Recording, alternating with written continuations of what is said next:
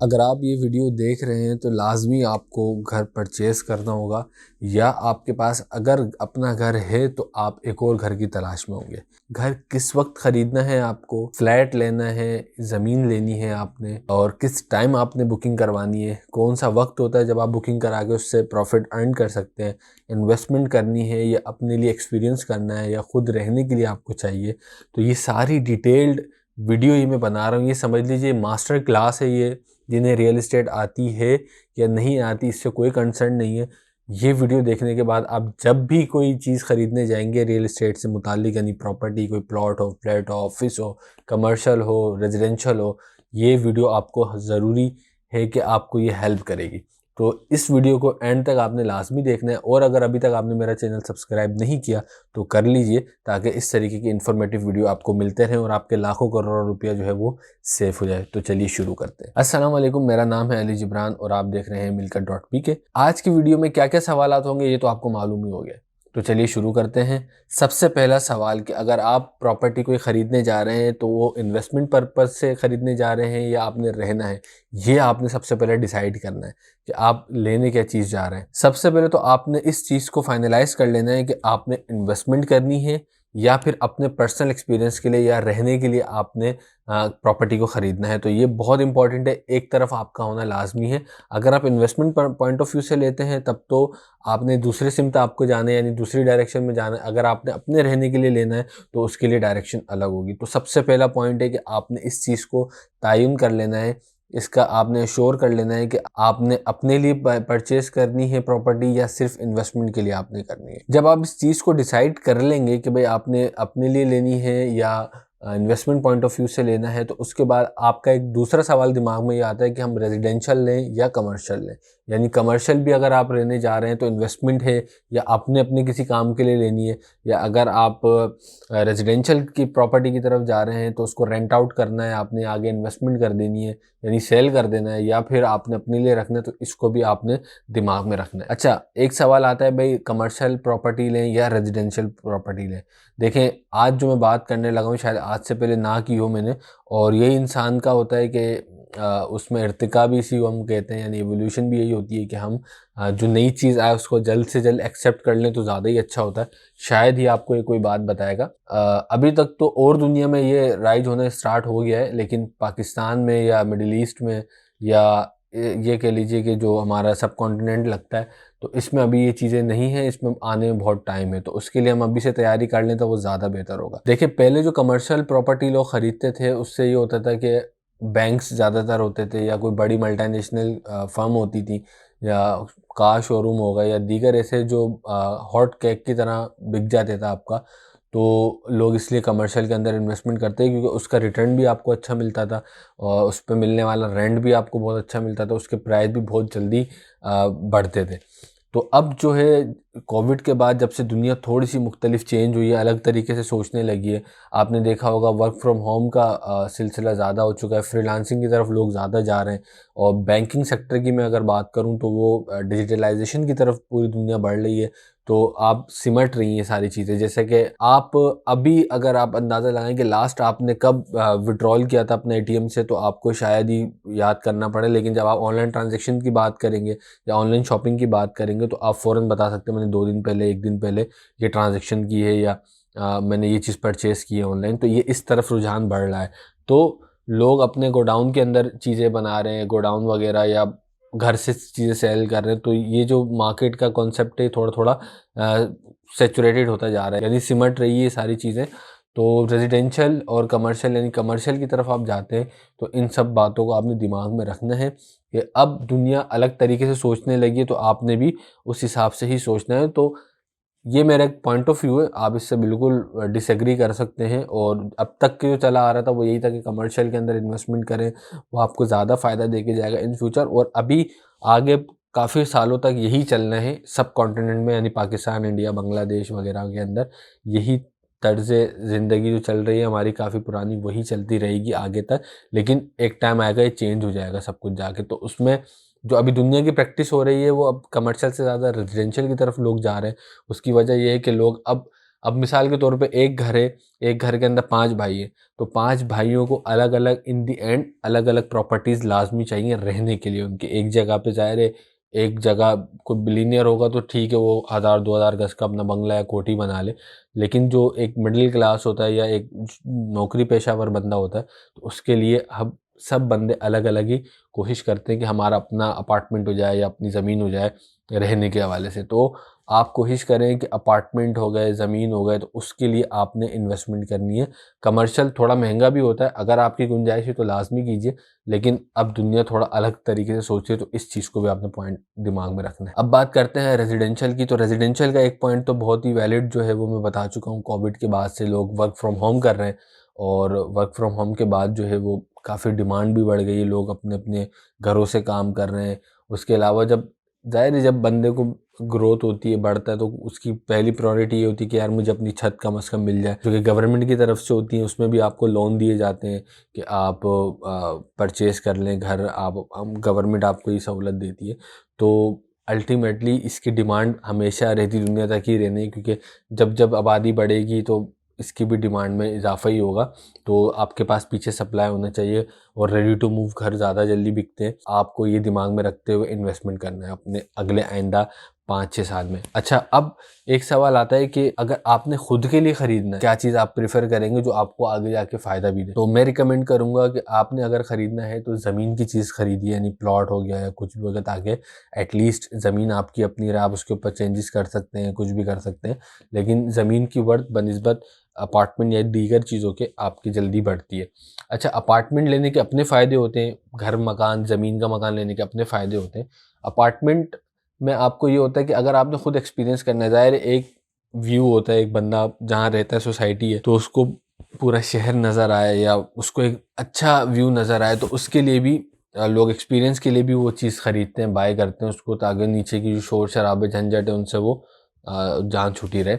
तो एक view experience करने के लिए, अपने अच्छी एक्सपीरियंस करने के लिए लोग अपार्टमेंट की तरफ भी जाते हैं, यानी फ्लैट की तरफ भी जाते हैं। लेकिन अगर ज़मीन की बात है तो बनिस्बत ज़मीन के फ्लैट बहुत कम जो है वो ग्रो करता है पैसों के हवाले से। लेकिन इसमें एक अच्छी चीज़ जो है वो ये है कि आपको कम कीमत में बहुत अच्छी जगह पे चीज़ मिल जाती है। मिसाल के तौर पे 1 करोड़ रुपए में या 1.5 करोड़ रुपए में आपको 2 बेड अपार्टमेंट अगर मिल रहा है, तो 1.5 करोड़ में किसी अच्छी जगह पे, यानी जिस जगह पे आपको वो 1.5 करोड़ का मिल रहा है ना, उस जगह पर आपको कभी भी ज़मीन का घर 1.5 करोड़ में नहीं मिलेगा। वो ज़ाहिर है वो बहुत ही एक्सपेंसिव जगह होगी, इसीलिए वहाँ पे 1.5-2 करोड़ रुपए का आपको अपार्टमेंट मिल रहा है।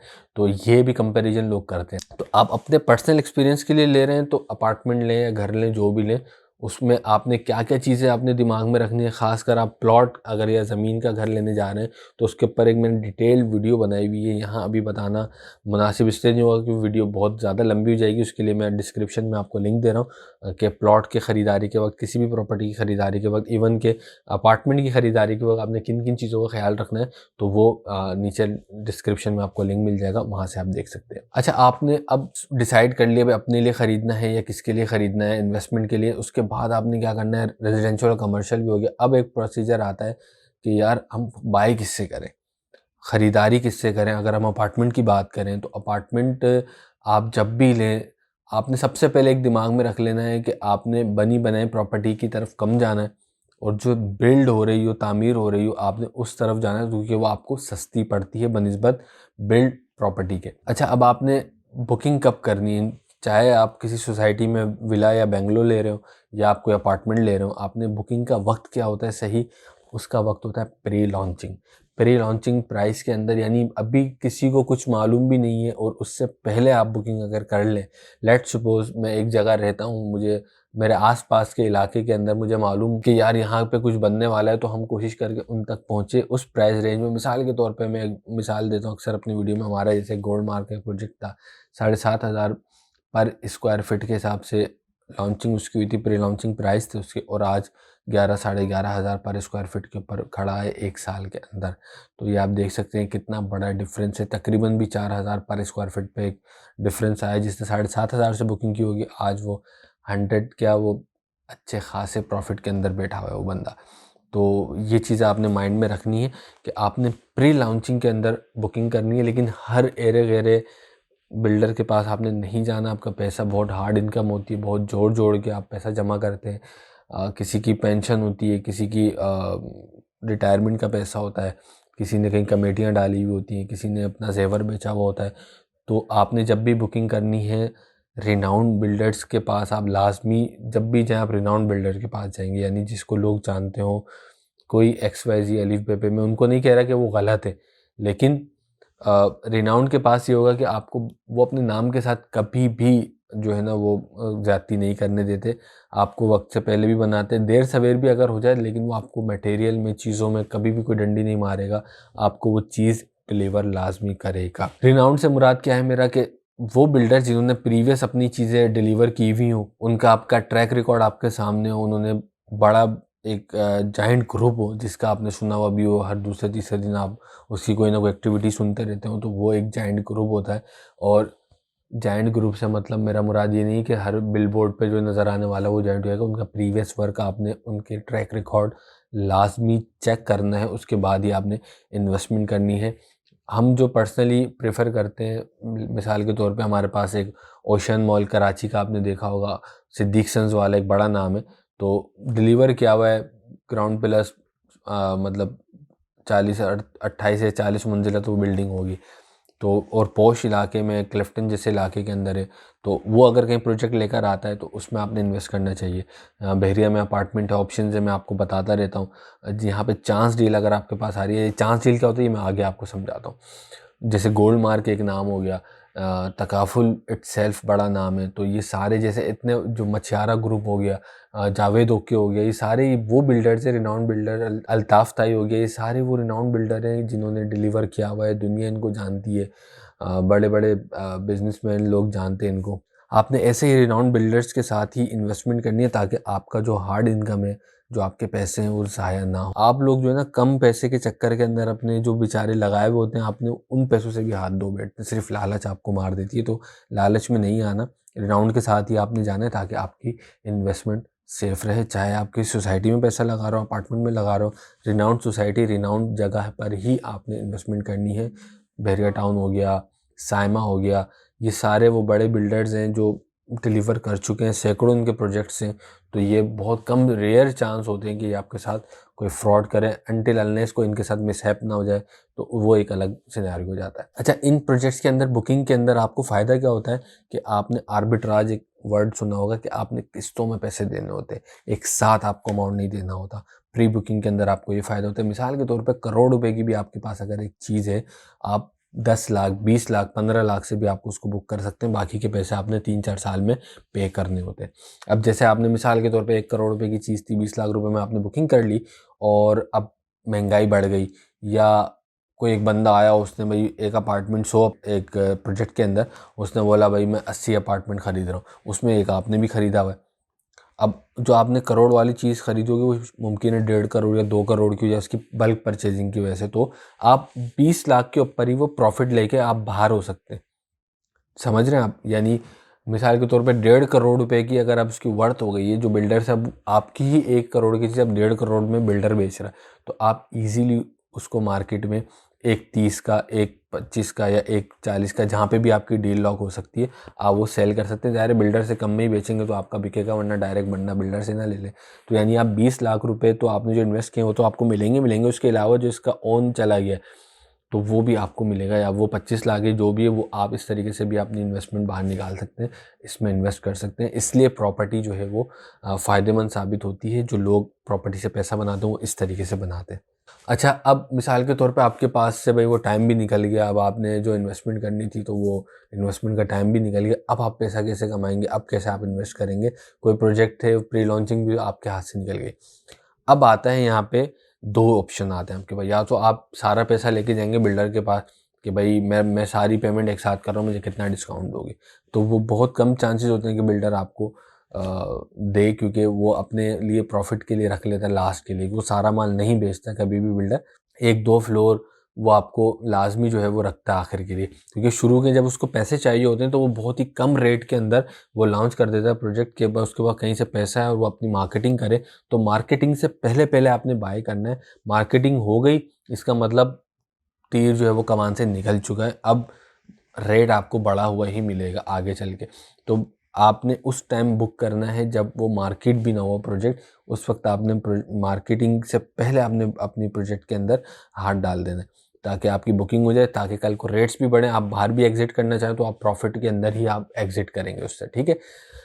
अब दो ऑप्शन है आपके पास, या तो आप बिल्डर के पास जाएं सारे पैसे फुल पेड लेके कि भाई मैं आपसे फुल पेड बाय करना चाह रहा हूँ, आप मुझे दे दीजिए अपार्टमेंट या विला या वॉटेवर जो भी आप खरीदने जा रहे हैं। तो मुमकिन है कि बिल्डर आपको, और उस पर आपको देगा भी, ज़ाहिर है 1.5 करोड़ की चीज़ है, आप भाई पैसे लेके चलेगा, वो आपको बोलेगा सही है मैं तो आपको 10 लाख का, 15 लाख का, 20 लाख की छूट दे रहा हूँ इसके ऊपर, 25 लाख की, वो डिपेंड करता है बिल्डर के ऊपर। लेकिन इसमें कभी कभी एक चांस डील भी आती है। अब चांस डील कैसे आती है उसको थोड़ा सा समझिएगा। मिसाल के तौर पे मैंने एक बुकिंग की अपार्टमेंट की, जब यही उसी टाइम मैंने बुकिंग की, यानी मार्केटिंग वगैरह से पहले मैंने एक अपार्टमेंट बुक कर लिया जिसकी कीमत तकरीबन करोड़ रुपए थी।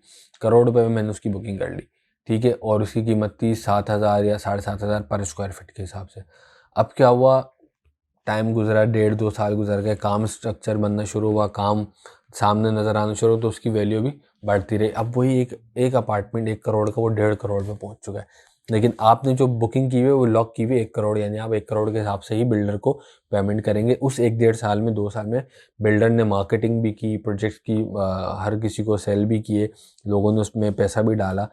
अब आपके पास एक ऑप्शन है, या तो आप 1 करोड़ पे भी बिल्डर को पैसे देके 70 लाख में ले सकते थे उस टाइम, अगर वो चाहता तो आपको 70 लाख में भी दे सकता था कि यार मैं आपको 1 करोड़ की स्लिप बना दूंगा, आप मुझे 70 लाख रुपए आप मुझे दे दें ताकि मैं अपने प्रोजेक्ट में पैसा लगा दूं और आप इसको रखें। तो 70 लाख में बाई की होगी, लेकिन वो करोड़ की स्लिप आपके पास होगी।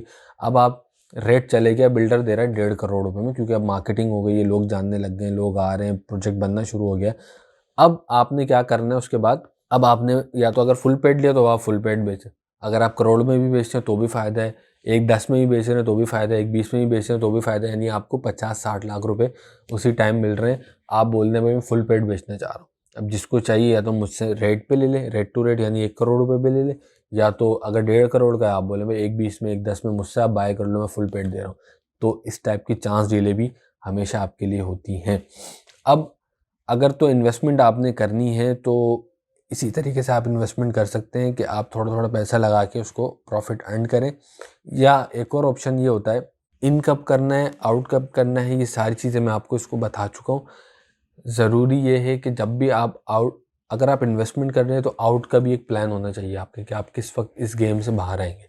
अगर ये नहीं है तो आप तरक्की नहीं कर सकते। उसकी वजह ये है कि लेट्स सपोज आज एक बिल्डिंग बन रही है, 5 साल बाद तैयार हो गई, उसकी वाह वाह भी हो रही है, सब कुछ हो रहा है, लेकिन उसी के आगे उससे नया अपडेटेड वर्जन अगर लॉन्च हो गया तो इसकी मार्केट गिर जाएगी।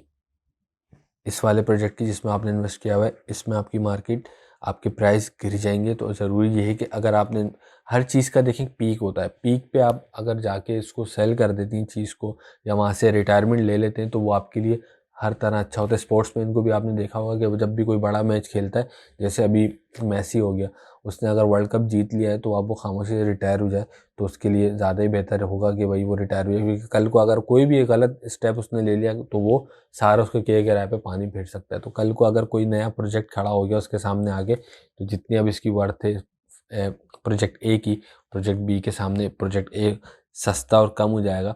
उसकी वजह ये है कि नए फीचर्स के साथ, नए चीज़ों के साथ ये लॉन्च करेगा। तो अक्लमंदी ये होगी कि यहाँ से पैसा निकालें और इस वाले प्रोजेक्ट में डालने का आपका टाइम आ गया। यहाँ की जो आपका कैपिटल या आपका जो गेन हो चुका है यहाँ पे, तो वो आपने इसके अंदर इन्वेस्ट करना है। अगर अपने एक्सपीरियंस के लिए तो वो फिर एक अलग बात है, आपको अच्छा लग रहा है, आप रहे हैं यहाँ पे जो भी है, लेकिन आपने अब इस वाले में इन्वेस्टमेंट करने का टाइम आ गया। तो ये इसी तरीके से मार्केट चलती है, और ये इसमें ब्लैक पैसा कैसे इन्वॉल्व होता है, इसके ऊपर मैं एक अलग सीरीज़ बनाऊंगा, अलग वीडियो बनाऊंगा। वीडियो पसंद आई है तो लाजमी इसको शेयर कर लीजिए, चैनल सब्सक्राइब कर लीजिए। इंशाल्लाह इसी तरीके की आपको मल्टीपल वीडियोज़ मिलती रहेंगी जो कि आपको प्रॉपर्टी की ख़रीदो फरोख्त को, सिलसिले को आसान कर देगा, आपके सोचने के ज़ाविये को बदलेगा कि कब आपने इन्वेस्टमेंट करनी है, कब नहीं करनी, कब इन होना है, कब एग्ज़िट करना है, ये सब चीज़ें आपको ये चैनल बताता रहेगा। अगर आपको प्रॉपर्टी से रिलेटेड किसी भी तरीके की हेल्प चाहिए तो ये नीचे नंबर आ रहा है, आप इसके ऊपर हमसे व्हाट्सएप से भी रब्ता कर सकते हैं, फ़ोन कॉल भी कर सकते हैं, बस थोड़ा टाइम का ख्याल रखा करें। हाँ, आप हमें अपना बजट बताकर हम आपकी बजट के हिसाब से भी आपको चीज़ें दे सकते हैं। ज़्यादातर एक्सपर्टीज़ हमारी बहरिया टाउन के अंदर है, लेकिन उसके अलावा भी अगर उस वक्त कोई चीज़ अवेलेबल हुई तो लाजमी आपको बताएंगे। मिलकर .pk से अली जिब्रान को दीजिए इजाज़त। Thank you so much. अल्लाह हाफिज़।